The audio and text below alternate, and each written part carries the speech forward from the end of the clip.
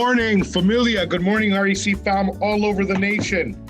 Simeon Papa Elias here with my beautiful brother from another mother, Jazz Takar, my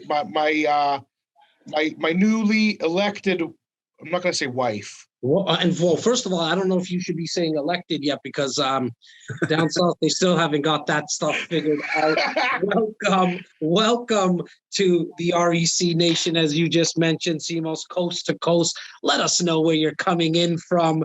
It always gets our juices flowing when we start to see. There's another. What's this guy doing? Just signed in. We're gonna introduce the man with the fuchsia blazer, I think it is, from my screen. But let's get this chat lit up, guys. Let us know where you're signing in from today. As I mentioned, it keeps our juices flowing. I mean, both Simos and I, Bobby, definitely our guest. We're so used to seeing eyes right in front of us and smiles and faces. So as you know, I think we're getting much better at Zoom. But at least if you're telling us, look at the chats lighting up, Mississauga, Hamilton. I know there's going to be some early risers in BC and probably Red Deer because Simos's hometown always represents. Oh, wow, Simos, Bobby, do we ever have a guest? And Bobby, because you work very closely to our guest, why don't you do the intro to Alfonso Quadra? Talk a little bit about what he's meant to you, man. Oh my goodness. I honestly, I don't know where to start with Alfonso. How about you start with Buenos Dias? Buenos dias. Mi amigo. ¿Cómo estás? Sí, señor. What's going on, Bobby? Oh man, I miss you so much. I've been talking to Laura all night long about I get to see Alfonso tomorrow. I'm so excited, my man. Woo! Good to see Jazz. Good to see Simos. This is gonna be amazing. This is gonna be epic. No, Bob. So, Bobby, talk a little bit about what, because you've got an opportunity to see Alfonso hundreds upon hundreds of times. Listen to his story. For the attendees that are coming in right now, you guys are in for a treat of a lifetime. Don't take our word for it. Send us the messages afterwards. We are also going to leave time for Q&A. We're going to go back and forth for the next 25, 30 minutes, and then we'll jump into Q&A. But Bobby, talk a little bit about what the guest has meant to you, my man. I met Alfonso 4 years ago when we were both working with another company. And I learned very quickly that Alfonso is the most passionate and honest and just grind-driven guy that you could ever possibly meet. Came to this country, how many years ago, Alfonso? You're 29 now, so we're going to say 27 years ago, right? Yeah, it's about right. As an immigrant to this country, and Alfonso took everything that Canada had to give him, and he just made it better across the board. Right? He found himself poverty-stricken at 1 point, at 2 points, if I'm not mistaken. Right? And he's turned a couple of multi-million-dollar businesses into 700 plus doors in real estate. Alfonso, how many more doors have you added since the last time I saw you 6 months ago, bro? We're around there, you know? We're around there. It's time to sell. I gotta tell you something. I'll say that. But my favorite thing about Alfonso Quadra is that no matter what he is doing, he comes from a place of service. He will absolutely give you that beautiful fuchsia jacket off of his back if it's what you need to succeed. It's a fact. Well, right? And the boy, we were all talking, the team, and we said, you know what? We really want Alfonso to share his story on our brunch because it's so inspiring to us. The attendees right now watching, I'm sure a lot of you have heard and saw the past podcast that we've done. We did a live event, probably just at the start of COVID, guys, just before, COVID hit, in Etobicoke there, when you were flying out, Alfonso. My man, a serial entrepreneur, an investor, a go-getter, someone who has never given up. Alfonso, give us the origin story from your perspective, man. That 2 minute, we're all comic book fans here. Not sure if you saw Simos' Hulk post lately on social, but you see Simos Hulk out on social recently. Make sure to go check out his profile as Papa Elias on Instagram. But Alfonso, tell us, talk about your origin story, my man. Hey, thank you for having me, guys. I was actually watching about a couple months ago the live event that we all had back right before COVID, and what made me laugh, like literally out of my chair, was Simos coughing on stage. And I was like, man, you can't do that, my man. And I was like, because it was at that point, it wasn't. But I legit had a effing cold. Like, there's nothing I could do. But do you remember that, Simos? Do you remember that? And we had Laura and Ty. They're like, hot water with lemon. Get him the lemon. Don't put honey in it. Just lemon and hot water. But what was interesting about that event, it was almost about, I think it was a week before the entire world got flipped upside down. And it was almost like we didn't know what was coming to us, because we were still very much lighthearted about it. We were making, and I remember right after that, I was actually either right after that or before that, I was in Cancun, drinking Coronas, and it's like, oh, I got we're drinking the antivirus or whatever. It was just, we were very lighthearted about it. We had no clue where we would be just a few weeks after, right? Like March 13th, everything changed. Now, Alfonso, I mean, and Bobby mentioned it earlier, like you literally took what Canada had to offer. When did you come to Canada? And talk a little bit about that story, man, because I know I know how tough it was, even just getting here. So I was going to get into the story, but I guess the story is about expansion, right? And, I was going to kind of illustrate like the expansion mode that I've been on since March 13th, where a lot, we have different types of people. We have people that were just kind of like went into hiding. There's people that were action takers, and there's people that just like, you know what, Netflix and chill. We'll see what's going to happen in 2021.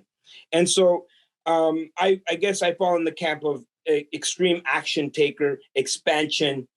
And that's kind of been my life story, came here, immigrated from Latin America. I was actually in 2 wars, traveled and was in hiding at times from government, regimes, all kinds of things. And ended up in Canada at 9 years old, and had trouble integrating into the school system. But mostly, I never felt that the school system was for me, and it never excited me. There was never anything exciting there that I could learn. And I'm sure everybody has different views on that, but ended up getting so frustrated, dropping out of high school at 15, and just was, at a really low point in my life. And a lot of people have been there, including during these times. That was my darkest time. And I'll never forget it, to my lowest point, sleeping outside, homeless, panhandling for change. And so I definitely I wouldn't judge anybody that's in a dark place right now. Absolutely. You lost your job, lost your business, your restaurant, your hotel, whatever it is. And so that was me at 15, imagine. And I guess looking back at 15, I had a lot of blame. Everybody else was responsible for my life, and I had no control. And I remember being upset at my government back home. Why did I end up here? Why am I here? Why did my parents, do this, or whatever excuses people have? And so I had a life-changing moment, and this came shortly after at 17, when I became a father. And that was a game changer for me. And there's something to be said about standing in your truth, like accepting responsibility for all that is wrong in your life. And I know there's a lot of things that are out of our control, right? Like I can't control the wars. I can't control the governments, but I can control the way I feel and the way I act. and what I do about it. And so at 17, I decided to take control over my life. And I said, no, I got to make this little girl proud of me. I went back to high school at 17. I started a business, and it ended up being really successful in that business from 17 to 21. At 21, that business was really, really successful all across the country. But the problem is I was still very much a consumer. Even though I knew how to make money, I didn't know how to manage money. I didn't know about wealth. I didn't know about these things. And so the last time what happened to me was a market correction. 9/11. It was a mini recession. Everything stopped. We were getting all our goods and services, like our goods from the US. The border was completely closed. Everybody stopped shopping. Everybody was pretty much in isolation, watching CNN. What happened with the Twin Towers and Gulf War and everything that came. It was about 6 months. Now, I mean, I know some people could have, they got out of that situation. But for me, it was a first correction in the market that I wasn't used to. And shortly after that, I almost lost everything and ended up in filing for bankruptcy. So 21, millions of dollars, 24, negative $1 million. And so I said, I never want to be, really quickly, like, do you attest that 21 to 24 time period to just not having the right mindset about money? Like, did you just spend a lot of it? Okay. Absolutely. I mean, I had a real successful business, but I didn't know how to manage wealth. I mean, anybody can make money. Money is the easiest thing to create, really. Here's what you need for wealth. You need how to, number one, and number two, keep your money. Like I didn't have proper tax strategies. I was very much a consumer. And the money was just like, I was hemorrhaging money. I didn't know how to manage money. And so, and number three, you got to learn how to multiply your money. Keep more of your money and then learn how to multiply your money. And so at that time, I was reading books and I discovered, wait a minute, all the wealthiest people own real estate. Because in business, I was very much vulnerable to different ways of delivering the product. The internet was coming into play at that time.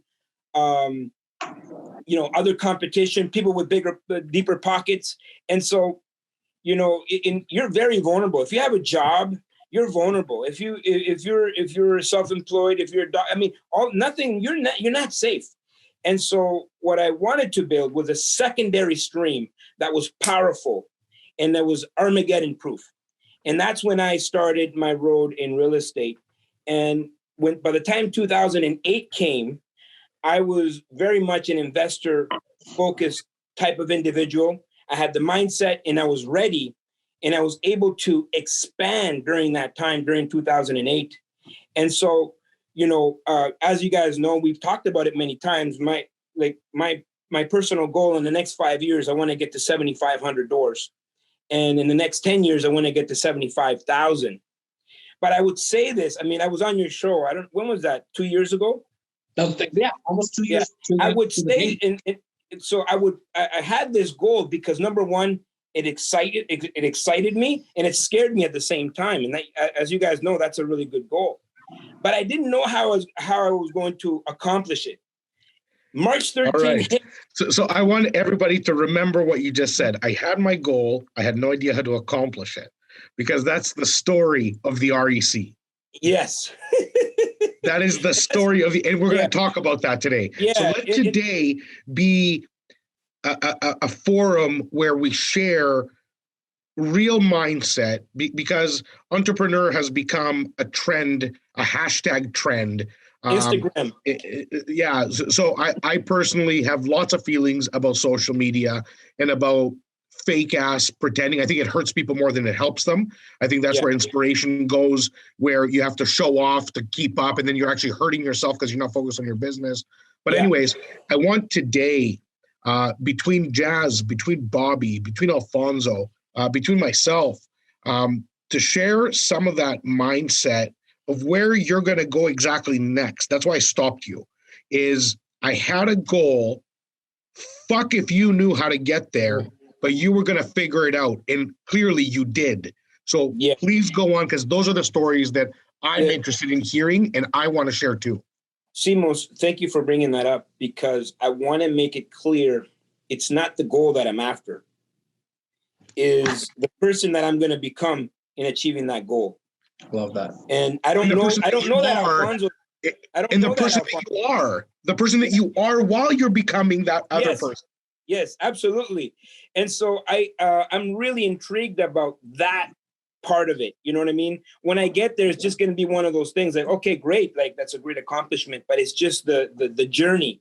Now, when I was on your show 2 years ago or whatnot, I really had no clue on how I was going to do that.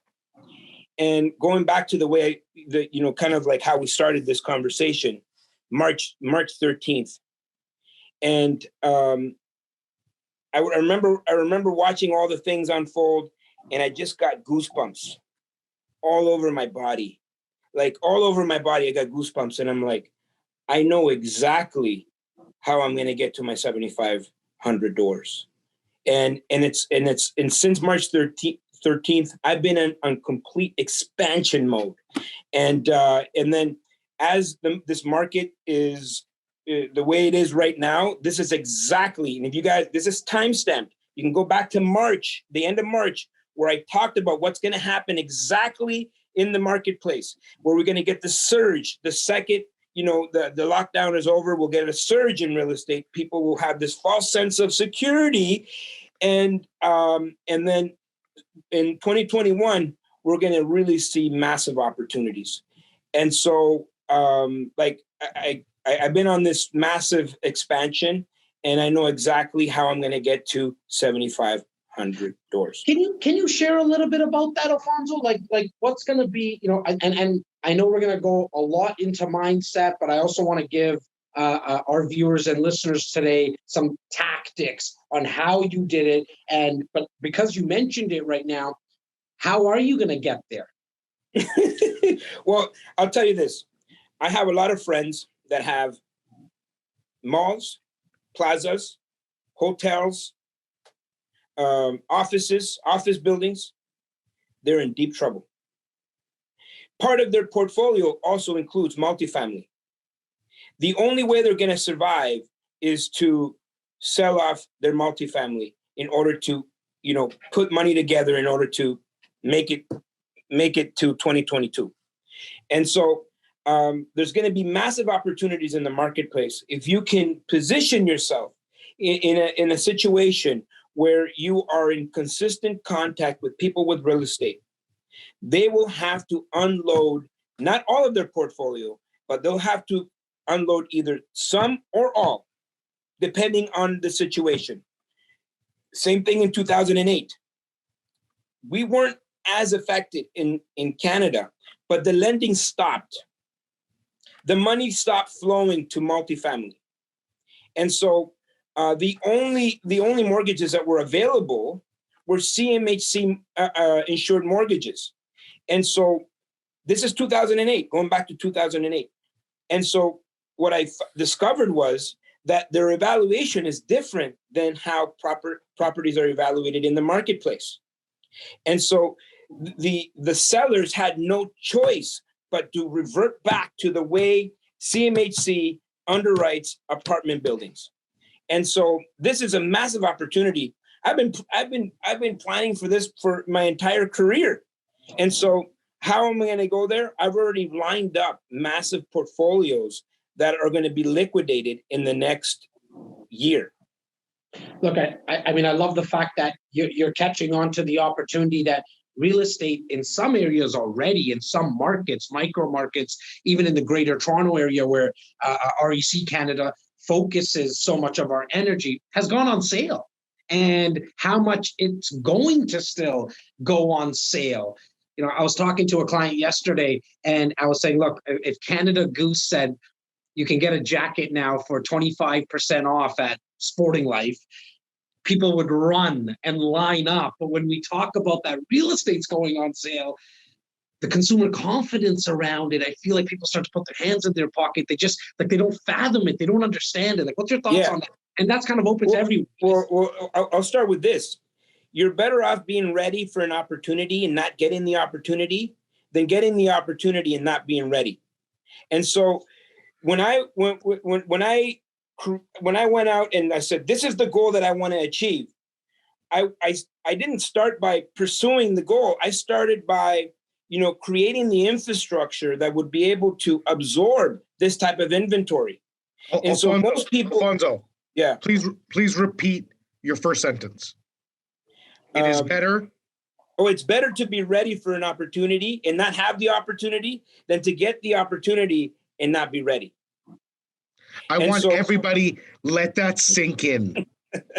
because all that, what that means, if you're having a tough time somehow digesting it, is opportunity only is opportunity when you're ready to see it. Yes. When we talk about intention, when we talk about the law of attraction, it's nothing more than simply knowing what you're looking for. Oh, I put it out in the universe and it came. No, you were focused. You said, I want to look at multifam. Well, you're not going to see anything else because you're looking for multifam. All of a sudden they appear. Yeah. The universe is not orchestrating some kind of a plan for you or against you. It's you, bro. Well, it's all you. And this is not like, this is also backed by, let me phrase it like this. This is backed by science. There's a reticular activator in your brain that will, if you purchased a new car, you probably never saw that color of a car with the rims, the tinted windows before. It was always there. But now, and I have a feeling thousands can attest to it, everyone can attest to it, that the day that you picked up that car without those rims, you saw that car everywhere. Why? Because now your brain's starting to look for it. You can apply that into all facets of your life. And so what we're talking about here, and Alfonso, you're speaking about, you said, look, I want to start to look for more multiplex opportunities. They were Not only that, I created the infrastructure to be able to support it, right? So it's, most people say, okay, you know what? When I get to 20 doors, then I'll get a better accountant. I'll invest into a better this. I'll start wearing a blazer. I'll start educating myself more. No, then you'll never get there. You will never get there if you don't do the work up front in order to be able to support that type of inventory. It's like that old story, you probably heard it before, that little girl with her dad, they go into the ice cream store, and she's like 4 years old, little skinny wrists, looks at all the different flavors of ice cream, sees vanilla, her eyes, get really big, and she's like, yeah, I want a scoop of that vanilla. And then they put the scoop on the cone. She's barely holding it, like her little wrist can't hold it, and she drops it, starts crying. A really good dad would go back into the ice cream store and buy another, ice cream for his daughter. But this time she wants two. And so what kind of parent are you going to be to give her two scoops when she couldn't even handle one? Yeah. And so when Simos was talking about the universe, this is exactly what we're talking about. We're talking about everything will be presented to you as you need it and as you're ready for it. And so if you're not ready for it, if you don't go and do the work right now, how can the universe provide you multiple doors, whether it's 50 doors, 100 doors, 200 doors, 300? It really doesn't matter if you haven't prepared for it. It would be it would be doing you a harm. Look, there's a reason that the teacher appears when the student is ready, right? Like the student needs to be ready. You spoke about, even if your intention is to get 500 doors, 75,000 doors, I still want to speak to somebody who's watching to trying to get their first door, right? Like, exactly. And the importance of that. Like, I'm a very ambitious person. I'm a very driven person, but my drive is not to get $75,000, right? I love that Alfonso's is because I'm learning and watching him do his thing. And so if I do want everyone to understand that you need to get at least one door. Like one door will change your life. Just the one door will change your life, let alone if you start to expand. How did you start to like expand from the 10th, like the 5th door, for example, or the 10th door, Alfonso? How did you start to expand into the 700 that you have now, man? Well, it comes back to expansion. Are you in consistent expansion or contraction? Here's the thing. You can't do both. You cannot expand and contract at the same time, right? I come from a very modest background. Latin America, we were not wealthy. We didn't learn about wealth. And so the second I started to learn about it, my mind started to expand. But here's what happens. People people either are afraid of judgment, so they won't try. They won't declare it because people will say, oh, there's something wrong with declaring what you want. Right? In the world today, it's like, people are so afraid of judgment, and that's what stops most of the people. And so for me, every time I have those feelings of contraction, and I get them all the time. Sometimes I have to wake up, keep focused on where you're going, right? It's okay to get into your poopy place. That's all right. We're not blaming anybody for feeling the way especially during these times. You just don't feel stay scared there for too long. Don't stay in the poopy place. It's not a matter of not getting into the poopy place. Everyone does. I don't care how inspiring someone is and motivating somebody. It's how fast can you get out of that poopy place is going to be the game changer. Game changer. What I realized when I got to I grew quickly. I went from, one door to probably, close to 50, within a very short amount of time.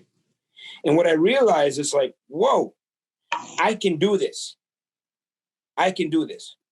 And so what I started to do is I started to reach for people that were where I wanted to be. Because what I realized is everybody around me had the similar portfolio. And I said to myself, I can't listen to these people because this is what happens. When you get to the 5th door or the 10th door, you have a false sense of security. And now you start to conserve.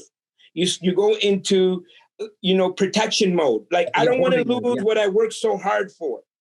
And that will destroy your business. Now you'll get to, someone that has 5 doors and 10 doors can live a really good life. There's nothing wrong with that. But you have decided to conserve. You're in contraction now. If you're not growing, you're dying, right? And so you owe it to yourself. Every single person that is listening to this program right now, you owe it to yourself to see how far you can take this thing. And that's kind of the responsibility that I take on, where it's like, I'm not only doing this for myself, but I'm doing this for all the people around me that have put their belief in me and said, you know what, that guy, Alfonso, if he can do it, like I can do it too. And so I carry that responsibility every single day. I think, Alfonso, that's the big difference. And again, I'm gonna say this from the bottom of my heart: entrepreneurship at this level is not for everyone. It's not for the faint of heart. It's not for the faint of heart. And I'll say, like, you put goosebumps on my arms just now because I identify with what you're saying so much. A lot of people have a lot to say about our work ethic and our passion. They can paint it in a negative light to say you're a workaholic or you're this or you're that. Like you were talking earlier about social media and how many people are happy for you versus how many people want to knock you down. And the truth of the matter is, it's a matter of self-knowledge, of knowing what you're actually going for and who you truly are. If you said right now that you don't have insecurities, I'd slap you in the mouth because you're lying. And you're the first person to admit it because it's true. When you're in your poopy place, your poopy place is nothing more but your own insecurities, about you questioning your path. What am I doing this for? Why am I doing this? Should I be on a goddamn beach right now? Why am I in a shithole northern Canadian village buying up a building with 70 units? For what? Everybody will at some point. Have you been following me, Simos? No, bro. No. I'm serious. Like, I drove to Sudbury for 6 hours a few months ago. Yeah. It turned out for nothing, but it could have turned up for everything. But on my way up, my kids are calling on WhatsApp video call while my phone's in the cradle. And they're like, "Where are you?" And I'm like, "Fuck, I'm in Northern Ontario right now." They're like, "Why?" And I'm like, "It's a good question."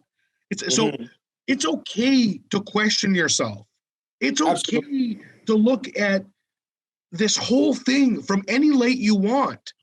But know that it doesn't have to be for you. It can be for you. And I think when Alfonso says you owe it to yourself to push whatever that envelope that you personally do, it doesn't have to be real estate. If you were to replace Alfonso's word with toothpicks or a coffee, push. Have a purposeful life. Yeah. I mean, it's fulfilling. It is amazing. It is fun. It's a journey. You were saying, I don't give two shits about the goal. I want to see what I look like. Where's my head going to be? Because you know that growth changes you. Absolutely. You're not the same man you were 10 years. So when somebody says you've changed, the answer is thanks for fucking noticing. I have changed. I have learned a lot. I have been hurt a lot. I have been disappointed a lot. I have failed a lot. Sure, we have a tendency to share the W's more than the losses, but you ain't getting no W without 3 losses before it. You just ain't. And if I have a lot of L's. a lot. And if you don't, you're one of those lucky dozen on the planet since the beginning of time, like Mike Tyson, like Tiger Woods, like all these people who are just naturally the best on the planet. The rest of us aren't, bro. They're just rest of us aren't. Not to say that they didn't work hard. Of course, they're the hardest workers on the planet. But I'm just saying, you have to lose. You will lose. I just saw some messages coming in, and thanks to Tyler Ty Walburn. He's not on the screen today, but he is in the background, making sure that you get all your questions in the Q&A, and we're going to jump in there very, very shortly. One thing we didn't mention, and it really started from how Bobby and Alfonso know each other. Alfonso, you've coached thousands upon thousands upon thousands of investors, okay, over your career, man. What is it that you just see that why most don't take the leap of faith? Is it from an educational perspective? Is it where does that come from where most people just don't take that leap of faith? Well, one, I would say most people are afraid to invest in themselves. I would say that, and people just want a magic pill. People watch a YouTube video and they want to go out and execute, and they lose a lot of money and they wonder why, this doesn't work, right? And so when people ask me that question, like, Alfonso, I got 10,000, I got a little money. What is the first thing that I need to do? Where do I invest? What's the neighborhood, right? And my answer is always the same.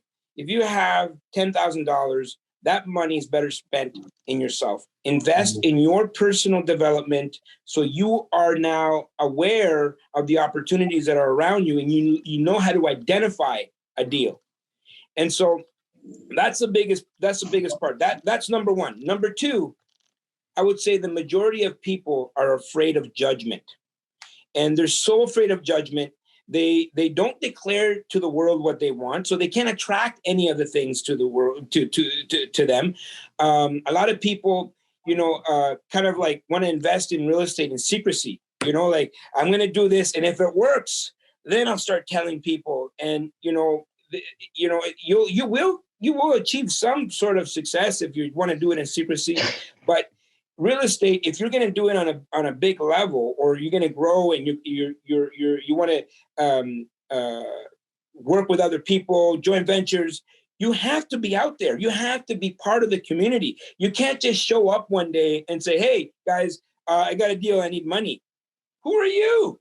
Right? And so most people have this false sense of like what it really takes to be an investor. Number one, you have to really pour into yourself, not be afraid of judgment, and be always uncomfortable. Be comfortable with being uncomfortable, because what happens when if you can be uncomfortable, this is where you're growing. And if you're growing consistently, this is where you can become fulfilled in life. If you're not growing, you will never be fulfilled. And so if you're uncomfortable, you grow. And if you grow, you have life fulfillment. And if you have life fulfillment, you can be happy.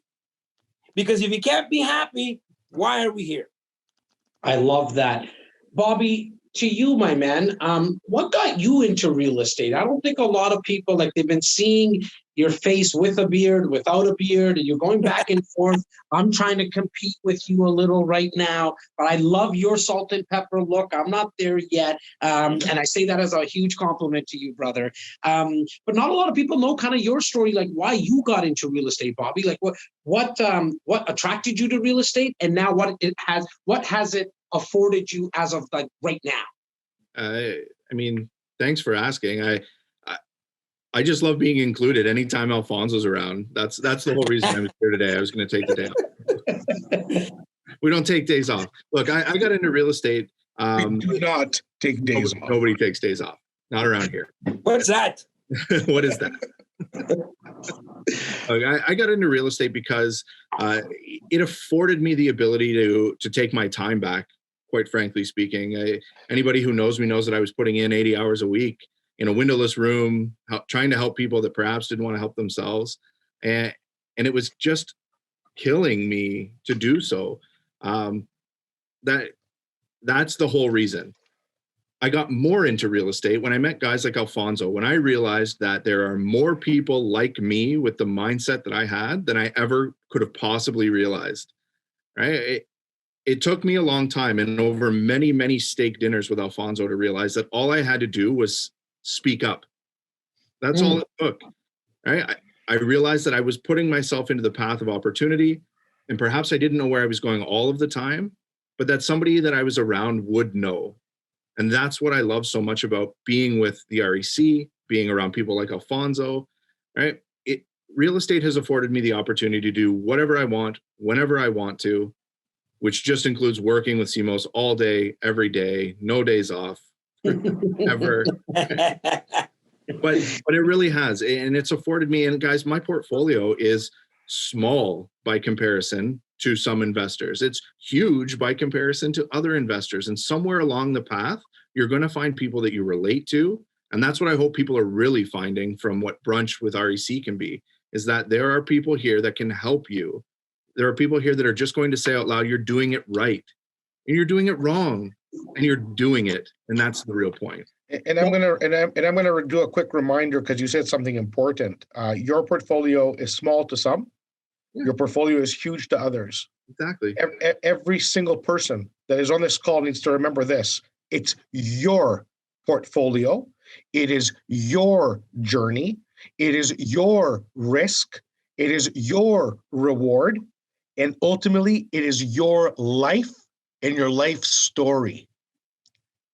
This is how you quash and destroy insecurities. If you are out there comparing how many inches your portfolio is, you will never, ever be happy.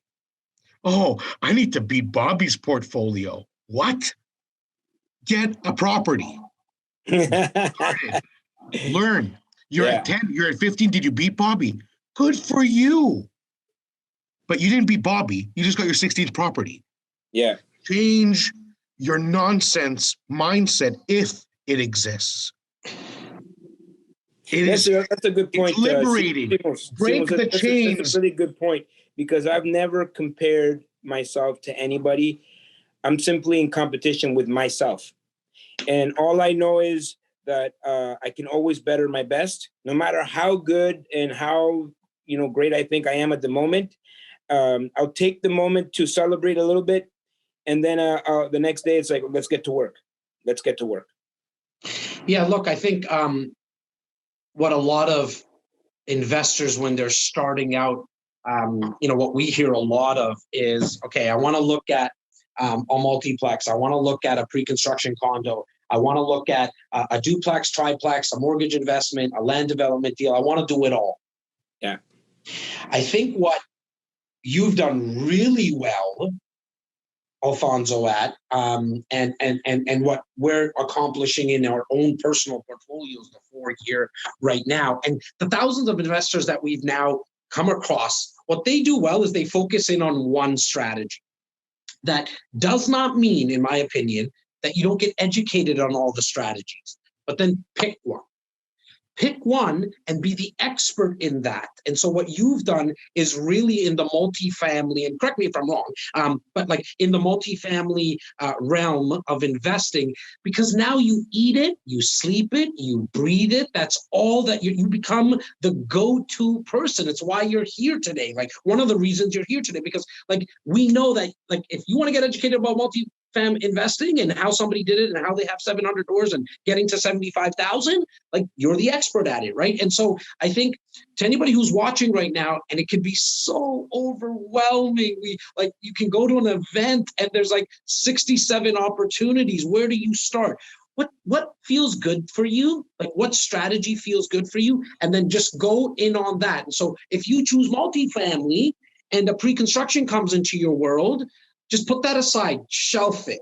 On the flip side, if you choose pre-construction because of the advantages and whatever, and you feel more comfortable about that, when a multifamily comes into your world, shelf that for a bit. Like that's how you get started. Because I think we all get that question, like, where do I start? Start with what you feel most comfortable about. And then don't be all wishy-washy all over the place, because then that now becomes your intention. And now your results that you get back from the universe are just as wishy-washy.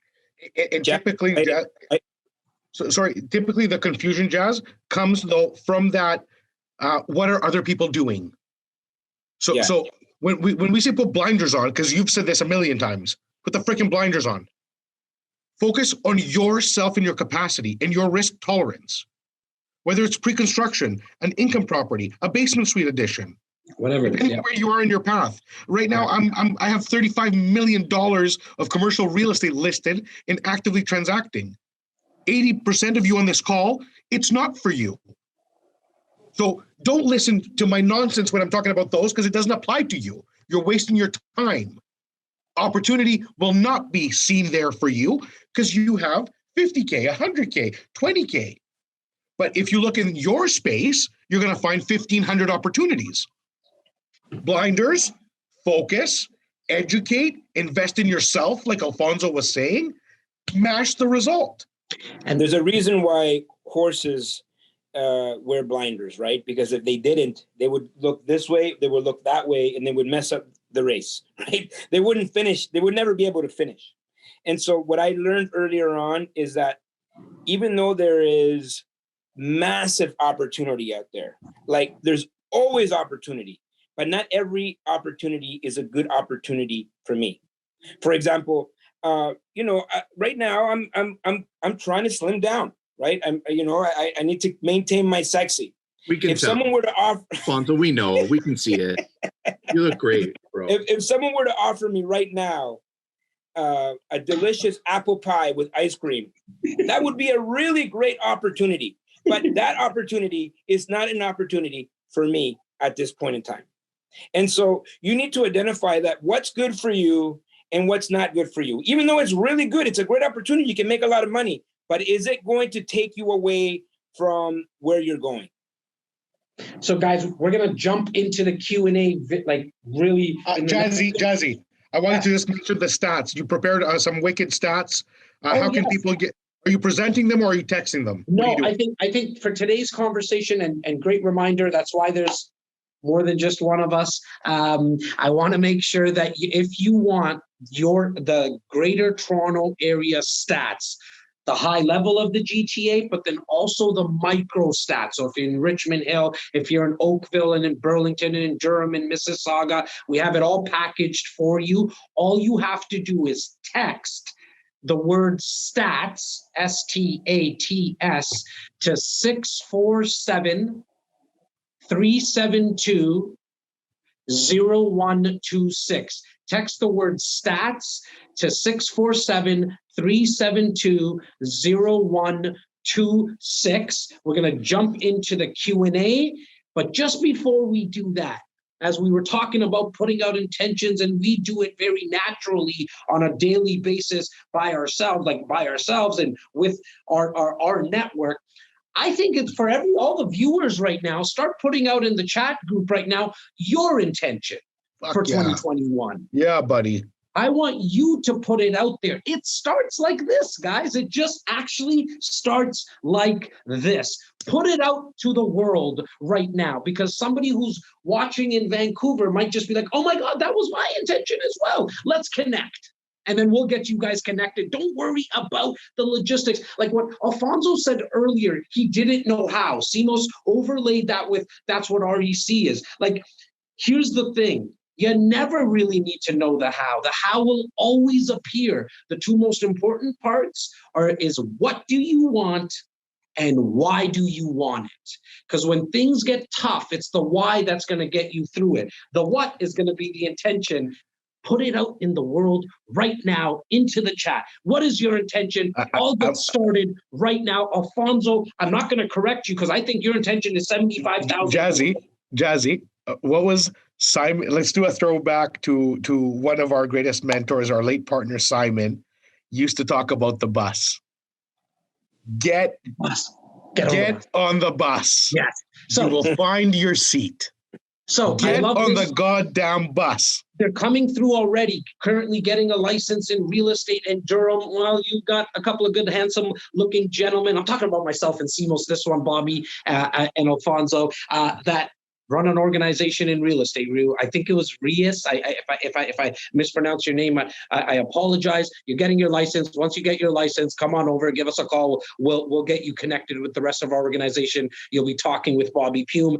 I'll put out my intention first. My intention, I have two boys, a 7-year-old and an almost 5-year-old in 2 days. My intention from the start was to get them 10 properties each. Right now we're at 8. I'm going to get them 10 properties each. That's Jazz's intention. Simos, I want you to put out your intention, and then over to you, Bobby, and then we'll jump into the Q&A. My intention right now at this point of my life is 100% surrounding my health and prioritizing my mental game and upping my mental game. So I'm doing... I work 12 to 14 hours a day every day. But at nighttime, I spend time that 2-3 hour window with the kids, and then I go either back to work or I self-educate, and I'm attending a lot of webinars. I'm going to be putting a strategy in place for certain in the morning between 8:30 a.m. and 9:30 a.m., which is going to be Simeon time, which means physical activity, mental activity via actual meditation, which is my number one focus in my life right at this second. And my business is always my intention. So I have multiple businesses. My businesses are always in my intentions, but right now it's Simo's focus time. So it's my health that's coming first. So awesome. This year I'm engaging actually one of our real estate team members who is built like a freaking Armenian god. His name is Gevik. And we also have a Persian god, Cheyenne, who are models in fitness, legit. And they're going to be helping me out in actually attaining some of my goals, which is weight loss and fitness upgrades. So like, I want to be back on it. I love it. Bobby, before you put out your intention, the chat's lighting up, guys. Keep this going. You're putting it out. You don't know. You're going to look back in 2021, some beautiful day in August, and say, that day, a beautiful day in Toronto in November, whatever the date is today, I put it out to the world, and now it's starting to happen. Just to add to that, guys, you just heard Simos' intention. So now let's try to help him and hold him accountable. That's what networks do. That's what communities We're going to help him out. So if you see a story on his Instagram for 4 days in a row, eating a double scoop ice cream and a burger and a pizza and all that stuff, you And it's DM him possible. right away. You DM him and say, Simos, you're allowed to have a cheat meal. We'll even give you a cheat day. You're not getting away with 5 days of burgers, pizzas, and beers. So that's how this works, guys. We live it, we breathe it, we sleep it. We want you to be part of it. Bobby, Mr. Pune. So thankfully, Simos has got tiny little wrists. He can't hold more than one scoop. So he'll be fine. It's going to work, right? Look, my intention, and Alfonso, I hate to break this one to you, my man, in this forum. I was going to call you soon, but Laura and I got engaged. Did you know this? Woo! Yeah. Congratulations. Thank you. Right? Some of our goals have changed because of that, right? We want to start to back Laura out, and my intention is to make sure that our real estate can do that. We've got a goal set, 10 more properties. I love the multifam game, right? I keep it in a wheelhouse that I know that I'm comfortable with consistent growth in. And that's exactly what we're focusing on all the time, all day, every day. So that when we decide we want to start a family, because I'm not as old as I look, but I'm creeping up on Simos pretty quickly there. We want to make sure that we have everything that we need to continue to grow so that each one of my then kids in the future can have a portfolio of their own, and generational wealth is the actual goal. That's what I'm talking about. Yes, sir. Alfonso, congratulations to you, Bobby, as well. Alfonso, before we jump into Q&A, we want, and I'm sure the viewers and listeners want to hear you actually declare and decide. And guys, I love that word decide because it means you're cutting off everything else. Think about the root of that word. It comes from the family of suicides, genocides, homicides. That means that you cut off all other options. You're deciding, you're making the decision, and you're declaring. You declare your intentions to the world now, Alfonso. So I don't want people to forget about 2020. We still got some 2020 left. Okay, so don't be setting your 2021 goals and saying, "Oh, I'm going to wait till December 31st to get started." No. Whatever it is that you declared. Alfonso, we were talking about horses with blinders. Something that I've always said is that the real thoroughbreds, they come in at the end, right around that last bend. And that's exactly where we are in November right now. So I totally agree with you, my man. You got 2 amazing months. And what I love about December, I love December. I love December because all the buyers are sleeping. This is your time to creep in and get yourself a deal, right? So from now till next year, what I'm looking for, here's the key word: cash flowing, profitable, 1,000 more doors. At least between 5 to 6% cash on cash return, right? Because you can set the wrong intention, like the guy that was the car sales guy that wished he was selling imports and woke up one day in China selling Ford products, selling Ford cars. You can send that, you can create an intention and you might just get that, but maybe not the way you thought you would get it. So the detail is very, very important, right? So I want I want 1,000 more doors, and they need to be cash flowing doors between 5 to 6. Well, I would say 5 and up. 5 awesome. And up, cash on cash. So if you have not put out your intention into the chat right now, I really want you to ask yourself, why not? Are you being insecure? Are you being scared just to put it out there? Are you not wanting? Are you afraid of judgment? Are you afraid of judgment? What is it? You look at yourself in the mirror and ask yourself that question right now. Why haven't you put out your intention? We're having a lot of fun with this, but this is real, guys. Put out the intention now. Bobby, should we bring in Tai right now and get him to throw some questions to Alfonso? Alfonso, can we still borrow you for another 15 minutes of your time? Yeah, let's do it. I'm good to go. Awesome, brother. Tai, come on in, brother. Throw the questions at Alfonso, myself, Simos, Bobby, wherever they're directed. But we want to see your face, my man. Guys. Where are you, Tai? What's up? Hello. Where are you? There you are. Oh. Alfonso, you're amazing, man. This has been a great brunch so far. Appreciate that, Tyler. Great to meet you. All right, let's start this off. This one's for Alfonso from Tina. Hi, Alfonso. Thanks for sharing your story. Just a little more info, please, on how you went from 5 doors, I would assume, to 50 doors in a short time. Did you use OPM? Yeah, I absolutely used OPM. I learned earlier on that I needed to reach out to people that knew what they were doing. If I was going to do this on my own, I probably would not have started. At the very beginning, when we used to read newspapers, I used to read the classified sections, and I noticed that ads from multiple different people, selling real estate or looking for investors in the classified section, and I saw that a lot of these ads were from the same person, and so I reached out to that person and I said, "Hey, you want to have a cup of coffee?" And then we sat down. We had some coffee. I said, "I want to do what you're doing," and he said, "Well, I don't have time to teach anybody." And I said, "I'll pay you to do it." And he ended up helping me out and showing me a specific strategy. That strategy was some people call it the BRRRR, some people call it flip to yourself, refi flip. It's irrelevant. I didn't even have a name for it. It was just like, when I was going through that first refi and I bought a property and I have money in my hand, I still did not understand how that worked, but I didn't question it. I went back to my mentor and I said, "Now what?" He said, "Well, just do it again." And I just continued the same rinse and repeat. And I never looked back. Love it. Awesome. Time.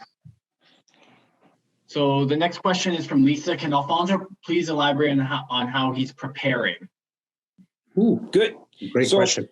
What do you need to have a really great company, right? You need good people. You need a good product or service. And you need a process, systems. Most people forget about the system part. Most people do not invest into proper systems, and sometimes those systems, like me, have to come with other humans because I don't know how to operate systems, sophisticated softwares that manage property and, QuickBooks and the accounting. And so that will be paralyzing for a lot of people when they get to the end of the year. They have like maybe 3 or 4 properties and there's stacks of paper like this. And so I said, if I'm going to expand, I need to be able to absorb way more inventory than this. And if we're stuck here, you can become a bottleneck. If you're stuck at the paperwork, for example, then you're gonna spend all your time trying to organize your paperwork, and you're not gonna be out there looking at inventory.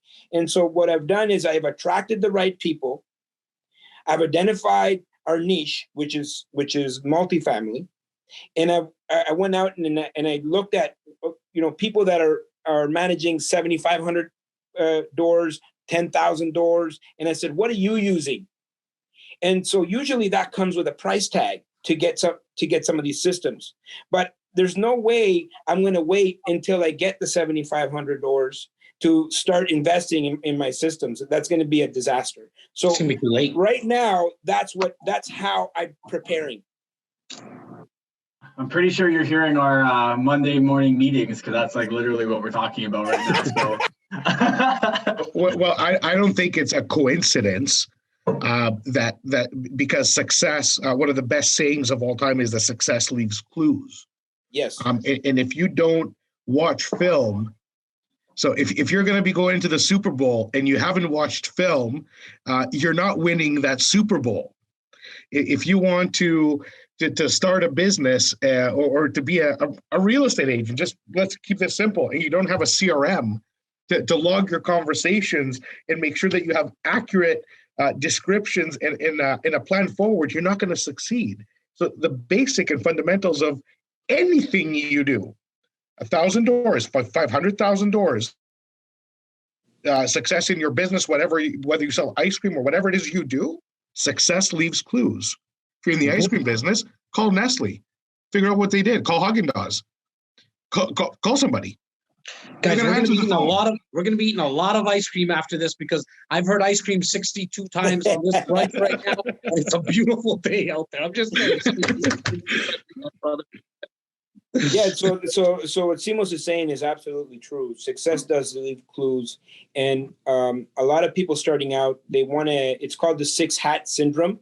They want to do all the roles. They want to manage. They want to, look for properties. They want to do the accounting. They want to be the cleanup guy. They want to be the renovation guy.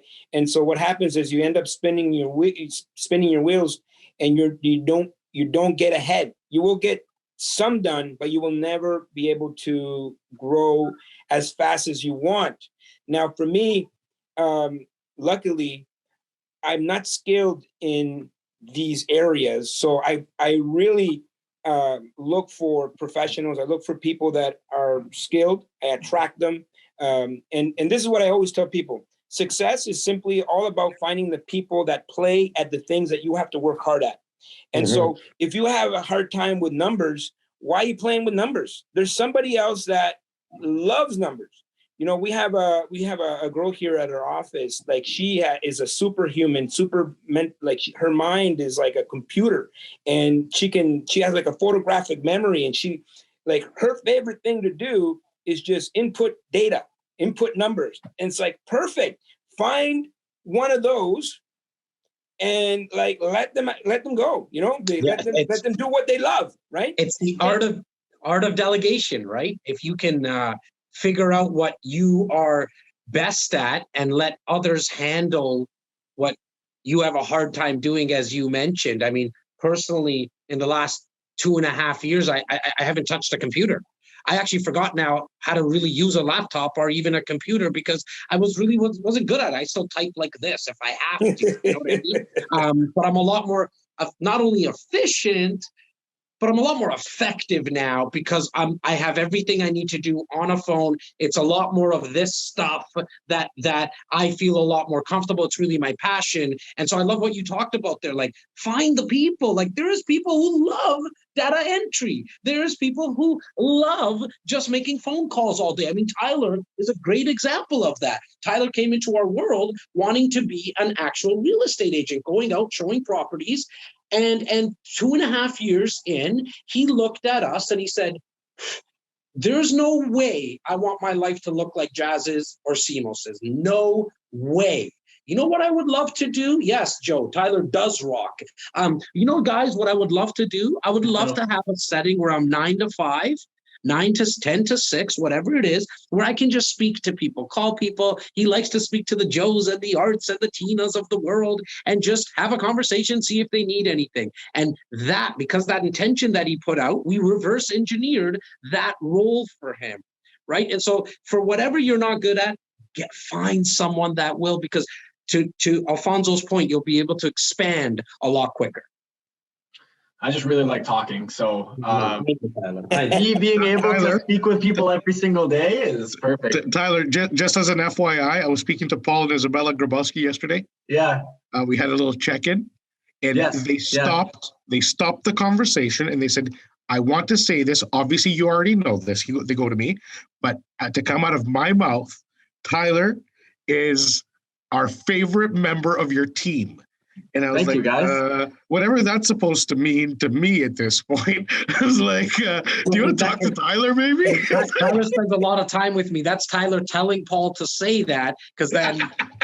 Yeah, it's like, make sure to say good things about me, Paul and Isabella, to Simeon. No, they did. They wouldn't stop telling me how amazing you are. So not to make your head any bigger. Tyler, what do you think about Ottawa? I like Ottawa. Honestly, I like Ottawa. I've been once in the winter. It was really nice. Come up here, man. Bobby, get this guy. I'll take the via there. I'm gonna kick him off. Bye, Alfonso. See ya. It's okay. Ty, throw the other questions at us. Okay, so next question is from Carrie Ann. And by the way, Tina, thanks so much. You guys all have a Tyler in your life. Literally, call me, text me, and I will help you out. So just, you have me in your life, just use me. So the next one from Carrie Ann, you just did my first real estate purchase of a pre-construction. Wondering what would be a good next step purchase, considering the blinders and focusing on one area. Should I continue in pre-construction or in turn, maybe potentially diversify and look at another option? The question is for who? Well, you know what? I think maybe we can all whoever, open discussion. Okay. I really personally know depends. Carrie Ann. Yeah, I would say it depends on your goals and your time availability, right? Pre-construction is a really great investment. You know, it's very passive. And if you are busy pursuing, you know, and your career and that brings you fulfillment, this is just becomes another stream. Like, you know, it's very passive. And as long as you are engaging with people like Simos and Jazz and Bobby and Tyler, they're going to guide you in the right way. I mean, I know Carrie Ann personally as well. And I totally agree with what you just said, Alfonso. Pre-construction, I think in her life is one of the best strategies because she wants to pursue her career. And with the fact that with a pre-construction investment strategy, you're able to put that down payment down over a 4-year period, on top of the fact that you don't need to get a mortgage until closing, it gives you flexibility, right? We here at REC generally cap our clients and advise our clients, and if they go outside of us, shame on you. I'm playing, but if they go outside of us, that's okay. But why would you? Why would you? But I like we cap generally everyone off at 3 that are not closed and built yet, right? Because you don't want to have too much in the future bucket, and so we kind of cap people at 3. Yeah. For me, guys, it would be a pre-construction condo. Yes, as a strategy, is future facing, but at the end of the day, it's going to be an income property, a single door income property. If you are in the future market, if you've made a pre-con purchase and you've invested in the future of our city or any city for that matter, you do need to consider if you're staking within that buy and hold strategy, which is pre-construction, you need to make sure that you're aligned with either your business goals, as Alfonso mentioned, meaning that you may want to stick with one more until you reach your business goals, or get into the current income property game, which really protects you from ups and downs. So it actually supports your income and does everything else. So just stick within the parameters of your real business goals.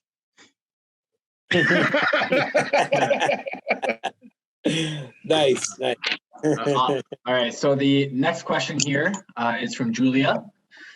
So I'm finding the biggest hurdle right now is deciding if I should incorporate or not.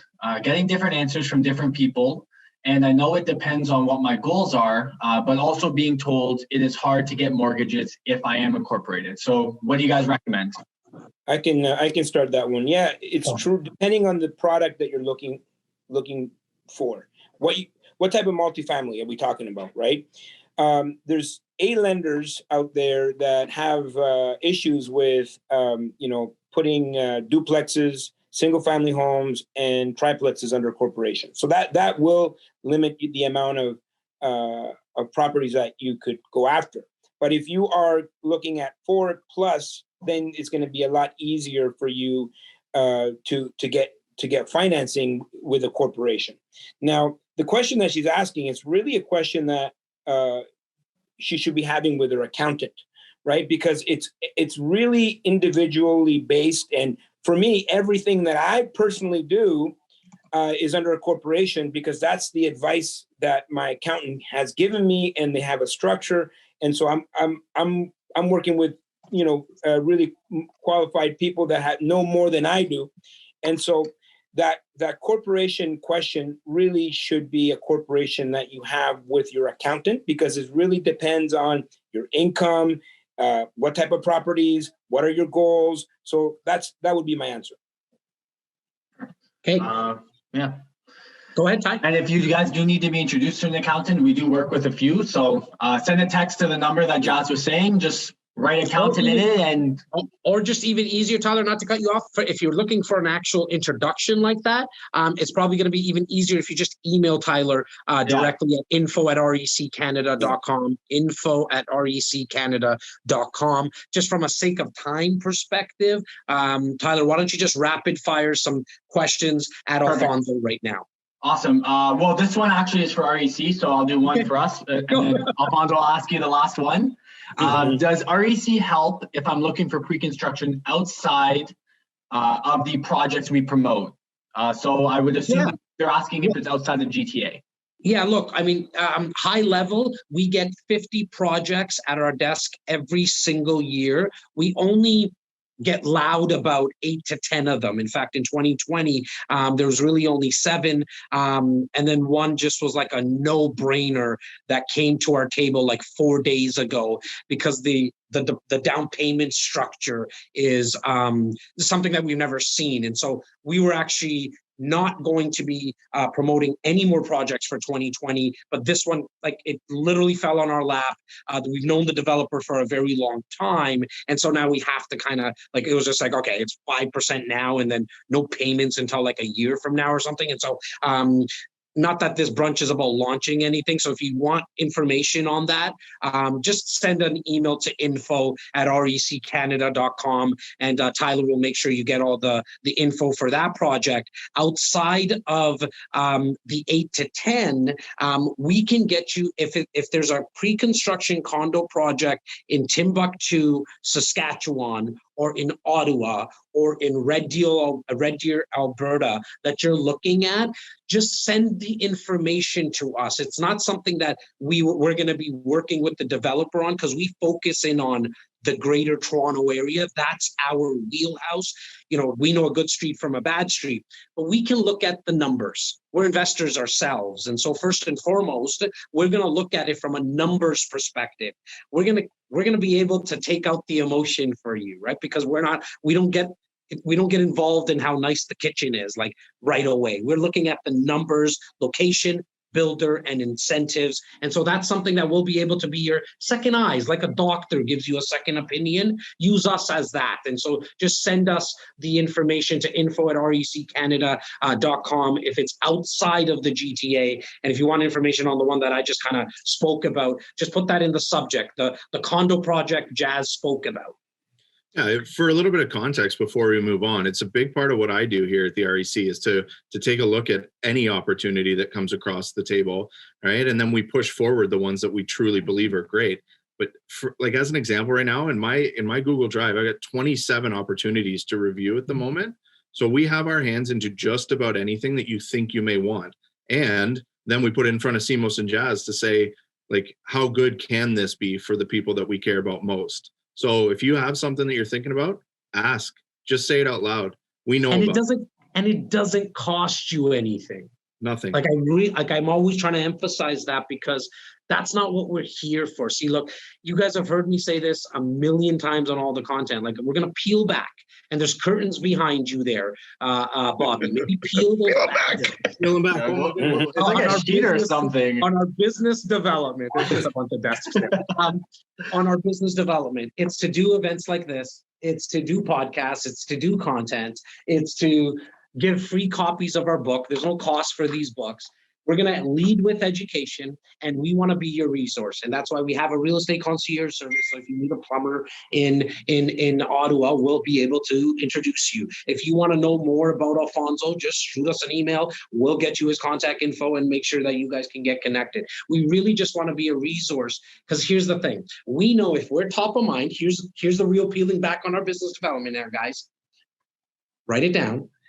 If we become top of mind, then there's a better chance of you using our service in the future. That's it. Plain and simple. That is the REC Canada way for 15 years. We've never changed our model. It's been the same from day one. You said one more question. Let Alfonso close this off today. You've been so generous with your time. You're obviously, that smile on your face is just so infectious. It's the good virus type. And so please, Ty, give Alfonso the last question of the day. Okay, so this is actually a question from myself personally. I speak with a lot of landlords. With the amount of quantity you have in regards for doors that you're looking after and managing, are you seeing any challenges or hurdles right now as a result of COVID and the restrictions? And if you are, like, how are you trying to remedy that? Yeah, so March 13th, not only did I get goosebumps, but I knew that things were going to change, and there was a lot of question marks in my mind of what was going to happen moving forward. And I reached out to a lot of other investors, and we all looked at April 1st as the judgment day. And I think it was Warren Buffett that has a quote: "When the tide goes out, you find out who's naked." And so we were ready to, we were saying, like, what's going to happen? What's going to happen? What we did between March 13th and April 1st is communicate with all of our tenants. We sent letters, emails, phone calls, nonstop, like literally once a week. If they didn't get it, make sure it's in their mailbox. Make sure, if you have any issues whatsoever, come and talk to us. What happened during that time, I noticed there was some absentee landlords that did not act quick enough. And so what happens is the tenants started to talk amongst themselves. And one said, one poisons the other, right? It's like the crab bucket. And so what happened for us was that we did such a great job in communications that by the time April 1st came, people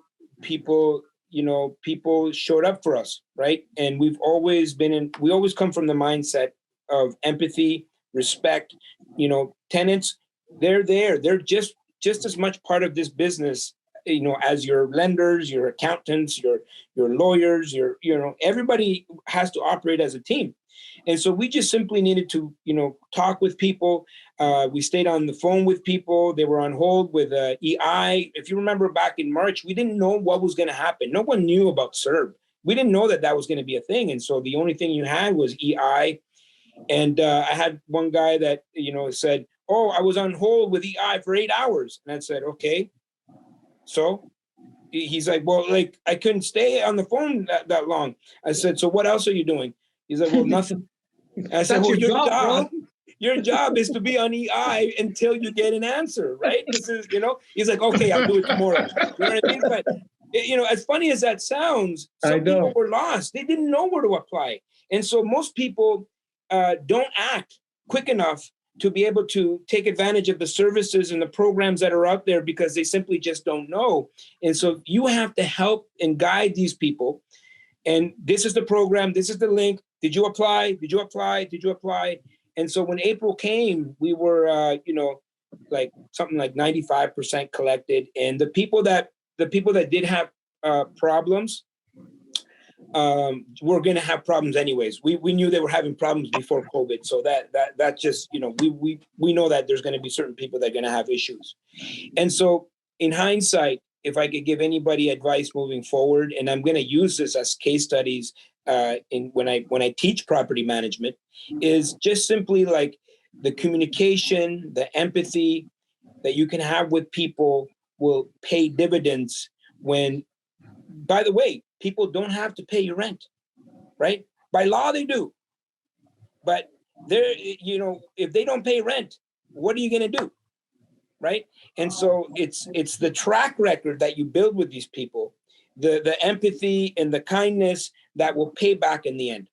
The little, that little gift at Christmas, the little, those things, they will pay off dividends in the end. Great. Well, I think you're using the word empathy. And if anybody doesn't understand how that word relates to customer service, the word empathy is the most important word for any approach, and not just in business, in life. When you go into business with empathy, you're actually ensuring that all sides win. Not everybody has to win the same. Not everybody has to lose the same. But empathy means you care about the other side. If you're a landlord and you have empathy for your tenant, he's not You're not providing, you're not doing them a favor. You're empathetic to their needs. They're human beings. You stand on one side, they stand on the other, but you help each other to coexist and live and be the housing provider you always dreamt to be. Empathy. Important.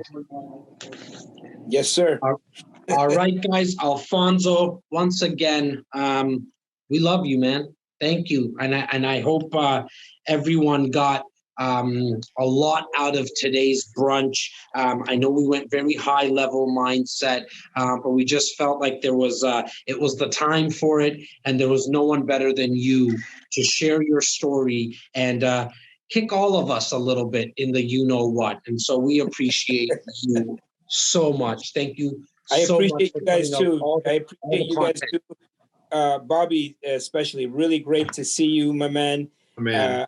I miss you. We were on the road like literally every weekend together. It was just like really incredible times.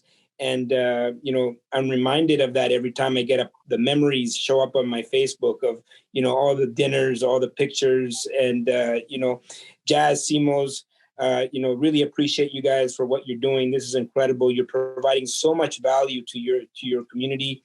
And I always tell people, you know what? Alfonso loves you. We love you, buddy. And Tyler, great to meet you. Great to meet you. I'm playing with some chess pieces. To all the kings, to all the queens, and everyone in between. I wish you the best weekend ever in Toronto, at least. We're having record-breaking weather with beautiful sunshine. Look up in the sky. As always, you're going to hear me say this a trillion times in my life. Be grateful, respect each other, have empathy to your neighbor. It is a trying time with the economy and with health. Respect that somebody may have lost someone, and your wages may not be as important as somebody's life.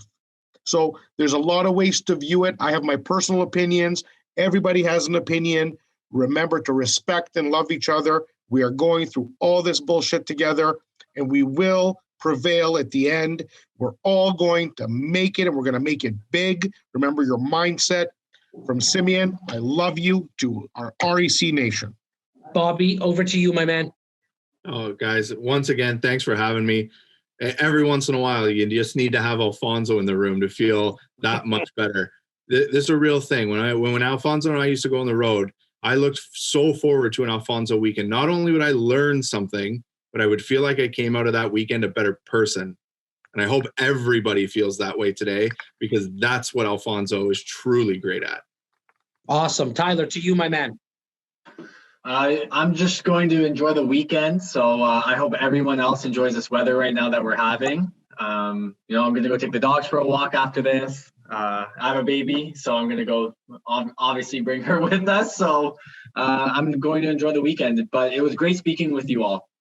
Awesome. To everyone, including the panelists as well, don't be so hard on yourself. If you are thinking about going on a diet and watching your health, and we were joking around with each other before, you might be going through a lot as well. Don't be so hard on yourself. The sun will shine tomorrow. Go have some ice cream. Except me. Bye, guys. Love you all.